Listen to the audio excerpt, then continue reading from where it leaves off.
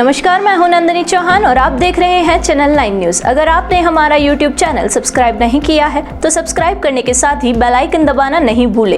खबरों पर जाने से पहले नजर डालते हैं आज की टॉप हेडलाइंस पर।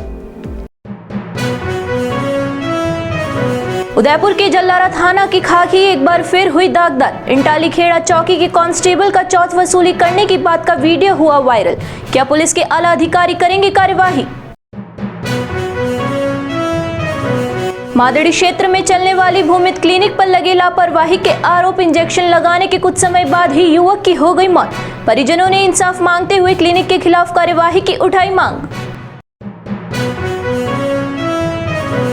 सराड़ा के केजड़ में सरकारी शिक्षक का संदिग्ध अवस्था में शव मिलने से फैली सनसनी। हत्या या आत्महत्या, पुलिस सभी पहलुओं पर कर रही है जांच। अब खबरें विस्तार से। उदयपुर जिले के जल्लारा सलूम्बर कस्बे के जल्लारा पुलिस थाने के इंटाली खेड़ा चौकी के कांस्टेबल का एक वीडियो वायरल हो रहा है। उसमें वह चौथ वसूली की बात करते दिखाई दे रहा है। हालांकि इस वीडियो की पुष्टि चैनल 9 न्यूज नहीं करता है, लेकिन सलूम्बर क्षेत्र में सोशल मीडिया पर बड़ी तेजी से यह वीडियो वायरल हो रहा है। सोशल मीडिया पर वायरल हो रहे इस वीडियो में इटाली खेड़ा का एक पुलिस कांस्टेबल यह कहता दिखाई दे रहा है कि दूसरे दुकानदार भी हफ्ता देते हैं, इसलिए रेस्टोरेंट संचालक को भी हफ्ता देना पड़ेगा। हफ्ते के रूप में वह 500 से 700 रुपए मांगता दिखाई दे रहा है। यह वीडियो आने के बाद अब सवाल यह उठता है कि पुलिस का नारा है कि आमजन में विश्वास और अपराधियों में डर, यह कहां तक सही साबित हो रहा है? यहाँ पर तो पुलिसकर्मी सीधे सीधे एक रेस्टोरेंट संचालक से हफ्ता देने की बात कर रहा है। आपको भी सुनाते हैं कि क्या कहा पुलिसकर्मी ने और कैसे वीडियो में कैद हुआ हफ्ता मांगता यह पुलिसकर्मी। अभी क्या हेड साहब भी आएंगे? हेड साहब तो भाई है, थाने की तरफ भी है। कौन आया था?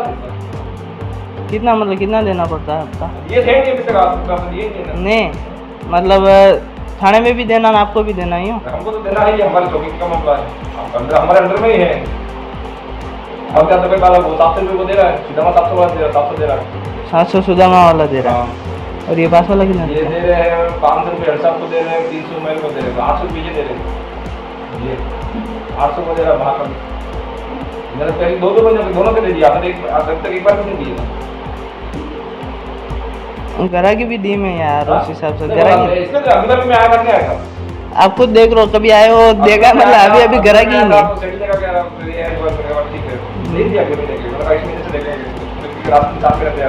उदयपुर शहर के मादड़ी क्षेत्र में संचालित होने वाली भूमित क्लिनिक पर इलाज के दौरान भारी लापरवाही बरतने के आरोप लगे हैं। परिजनों ने आरोप लगाया कि चिकित्सक ने यह गलत इंजेक्शन लगा दिया, इससे मीठालाल की मौके पर ही मौत हो गई। लकड़वास निवासी मीठालाल की देर रात से तबीयत बिगड़ने के बाद परिजन भूमित क्लिनिक पर लेकर पहुंचे। वहां पर प्राथमिक उपचार देकर घर भेज दिया और सुबह आने की बात कही। परिजन सुबह फिर से उसे लेकर क्लिनिक पहुंचे, जहां पर चिकित्सक ने इंजेक्शन लगाया, लेकिन वहां पर मीठालाल की तबीयत खराब हो गई और क्लिनिक वालों ने एक गाड़ी कर स्टाफ के साथ एमबी हॉस्पिटल भेज दिया। लेकिन यहां पर आपातकालीन इकाई में मौजूद चिकित्सकों ने जांच के बाद मीठालाल को मृत घोषित कर दिया। इस पर परिजनों ने क्लिनिक संचालक पर जांच में लापरवाही बरतने के आरोप लगाते हुए हंगामा कर दिया। परिजनों ने आरोप लगाया कि इंजेक्शन लगने के बाद से मीठालाल की तबीयत ज्यादा बिगड़ गई और हॉस्पिटल लेकर पहुंचने से पहले ही उसकी मौत हो गई। परिजनों का कहना है कि युवक खुद बाइक चलाकर अस्पताल पहुंचा था, लेकिन इंजेक्शन लगने से ही कुछ ही देर में उसकी हालत इतनी बिगड़ गई कि उसे गाड़ी में डालकर एमबी हॉस्पिटल लाना पड़ा। परिजनों ने मांग की है कि मृतक मीठालाल को इंसाफ दिलाया जाए और दोषी पर कार्रवाई हो। और मेरा बच्चा जिंदा गया है, मोटरसाइकिल वही चला के गया है और मेरे को बोल के आया, पापा मैं जा रहा हूँ, इंजेक्शन लगवा के आ रहा हूँ। और वहाँ से 10 मिनट अंदर मृत घोषित हो गया। वो सोनो को वो पथरी की क्यों बता रहे थे, पथरी की बता रहे थे, सोनोग्राफी कराने लेने उन्होंने लिख के दिया, या सोनोग्राफी करवा के फिर उनको ही बताया। उन्होंने बोला वापस कल ले आना, मैं इसका इलाज कर दूंगा। 10 बजे के लिए बोला, हम 11 बजे गए तो 11 बजे जैसे इंजेक्शन लगाते 10 मिनट में लड़का वहीं शांत हो गया। फिर उन्होंने ओटू करके यहाँ एमबी में रेफर कर दिया। आपको बताया नहीं कि बच्चे की मौत हो चुकी? नहीं, हमको नहीं बताया। मेरा एक छोटा बेटा, बड़ा बेटा है, वो साथ में था, तो उन्होंने मेरे को फ़ोन किया, पापा को इसकी तबीयत बहुत ख़राब हो गई, बोल रही नहीं। तो फिर मैं डायरेक्ट यहीं आया था। मैं आया जब तक मृत घोषित हो गया था। कौन से क्लिनिक में भर्ती हुआ था आपके बच्चे? ये भूमिका कुछ करके है, भूमित मादड़ी 3 नंबर। और गाड़ी वो खुद चला के लेके गया, जो मृत हुआ ना वो खुद गाड़ी यहाँ से ससुराल से खुद चला के लेके गया था। और वहाँ इंजेक्शन लगाया, 2 इंजेक्शन लगाए, एक पहले लगाया और एक बाद में लगाया, फिर ड्रिप लगाई। फिर वो जो सगा साला वो चिल्लाया, मतलब जिसकी डेथ हुई वो चिल्लाया और सगा साला उसके पास गया। फिर उसने जाके देखा तो वो ऐसे कराटे कर रहा था।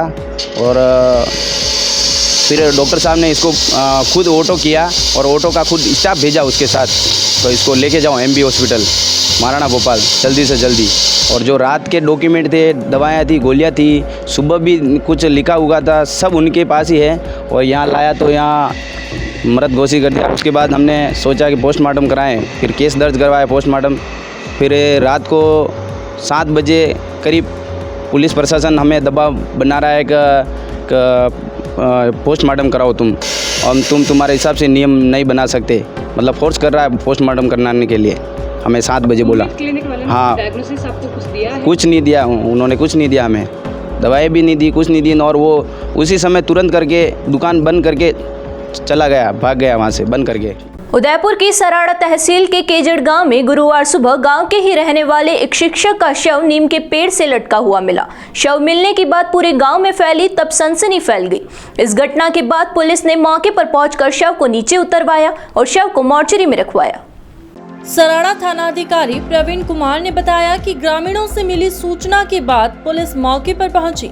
वहां देखा तो एक व्यक्ति का शव आयुर्वेदिक हॉस्पिटल के पास संदिग्ध अवस्था में लटका हुआ है, जिसकी पहचान हरीश बुनकर के रूप में हुई है, जो पेशे से एक शिक्षक है और धरियावाद प्रतापगढ़ के सरकारी स्कूल में कार्यरत था। प्रवीण सिंह ने बताया कि जिस पेड़ पर उसका शव लटका हुआ मिला, वह पेड़ उसके भाई के बाड़े में था। पुलिस ने परिजनों की रिपोर्ट पर शव को पोस्टमार्टम करवाकर शव परिजनों को सौंप दिया। वहीं पुलिस अब सभी एंगल से जांच में जुटी हुई है।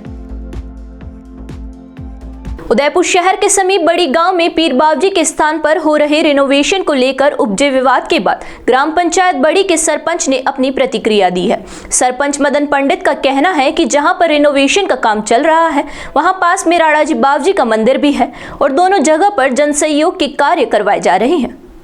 ग्राम पंचायत बड़ी में राणाजी बावजी और पीर बावजी का स्थान पास में है। स्थानीय सरपंच द्वारा जन सहयोग से दोनों स्थानों पर रिनोवेशन का कार्य करवाया जा रहा है, लेकिन कुछ लोगों ने आपत्ति दर्ज करवाते हुए पीर बावजी के स्थान पर मजार बनाने की बात कही। इस पर कुछ लोगों ने आपत्ति दर्ज करवाते हुए वहां पर हो रहे कार्य को कुछ समय के लिए रुकवा दिया। इसके बाद विवाद करने वाले लोगों ने जिला कलेक्टर को ज्ञापन भी सौंपा। इधर चैनल 9 न्यूज ने स्थानीय सरपंच मदन पंडित से इस मामले में बात की तो उन्होंने स्पष्ट किया कि मजार बनाने की बात में कोई सच्चाई नहीं है, बल्कि पीर बावजी और राणाजी बावजी के स्थान पर रिनोवेशन का कार्य करवाया जा रहा है। यह कार्य पंचायत के मदद से नहीं बल्कि लोगों के सहयोग से हो रहा है। कुछ लोगों ने यहाँ पर मजार बनाने का आरोप लगाया था, लेकिन वह पूरी तरह से झूठा है। यहाँ पर ऐसा कोई कार्य नहीं किया जा रहा है जिससे कि धार्मिक भावना भड़के। दोनों स्थान करीबन हमारे पुराने लोगों से सुना है मैंने 1000 साल से ज़्यादा साल के होंगे, यानी कि बड़ी स्थापना हुई उससे पहले से ये मुगलों के समय के स्थान है बताया जाता है।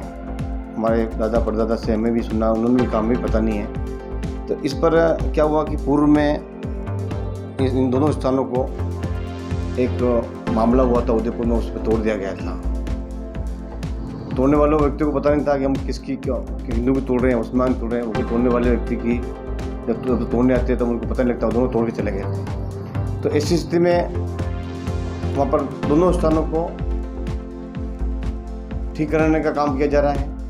उसमें राणा जी का स्थान प्राचीन स्थान है, बीच में बाम्बी है, नाग बावजी का स्थान है उसके दोनों के बीच में, और फिर पीर बावजी का स्थान है।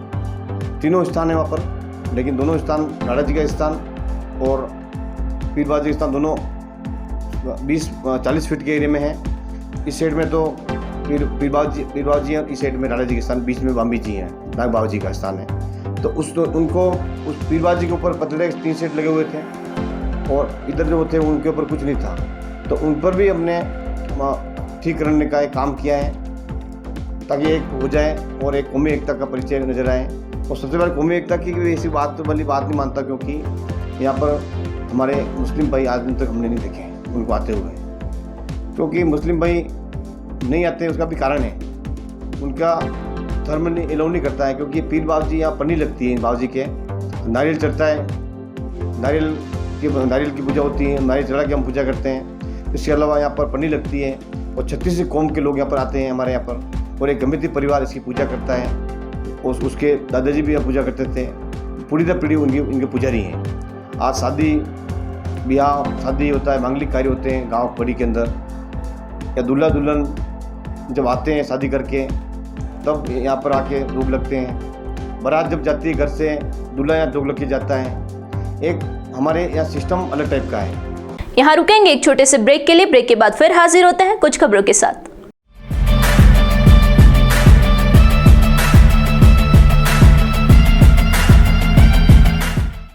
यहाँ रंगीन त्योहार होते हैं, यहाँ रंगीन कपड़े होते हैं, यहाँ के हर मिजाज में अपने अलग ढंग होते हैं। जी हाँ, हिंदुस्तान के कण कण में रंग ही रंग होते हैं।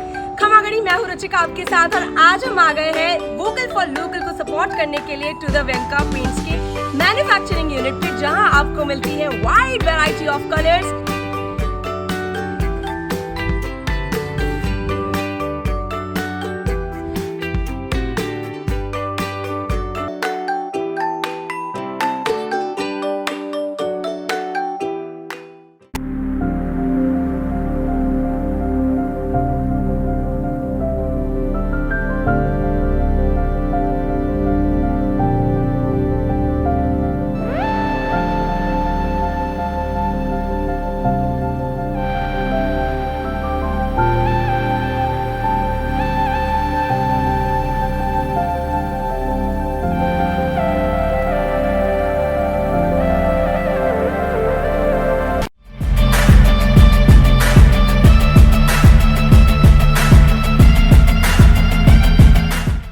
ब्रेक के बाद फिर से आपका स्वागत है। बढ़ते हैं अगली खबरों की ओर।